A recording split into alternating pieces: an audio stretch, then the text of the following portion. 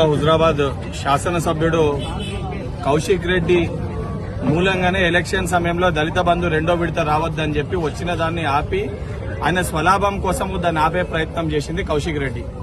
100% దళితుల పట్ల కాంగ్రెస్ పార్టీకి చిత్తశుద్ధి ఉంది.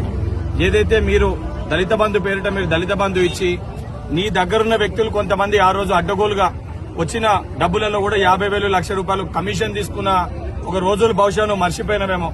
నిజంగా దళితుల పట్ల నీకు చిత్తశుద్ధి ఉంటే ఇదే శాలపల్లి ఇంద్రానగర్ లో గత బై ఎలక్షన్ సమయంలో ఎవరైతే యాక్సిడెంట్ కి లోనై 2 మహిళలు చనిపోతే వారికి సంబంధించి 10 లక్షల రూపాయలు ఇస్తామని చెప్పి ఆ రోజు మీరు మాట ఇచ్చారు.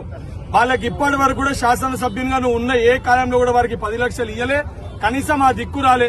ఈ రోజు హుజరాబాద్ నియోజకవర్గ దళిత సోదరులని రెచ్చగొట్టి నీ రాజకీయ లబ్ధి కోసము ఏదైతే రాజకీయం చేసే ప్రయత్నం చేస్తున్నావు, బిడ్డ కౌశిక్ రెడ్డి మానుకోకపోతే ఖబర్దార్.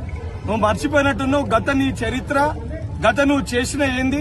హుజరాబాద్ నియోజకవర్గానికి సంబంధించి రెండో విడత దళిత బంధు ఏదైతే నువ్వు చేసిన స్కాములన్నింటినీ బయటికి తీసుకొని వచ్చి రెండో విడత మొత్తం పూర్తి స్థాయిలో ఎవరైతే మా దళిత సోదరులకి అందే విధంగా 100% కాంగ్రెస్ పార్టీ కృషి చేస్తుంది.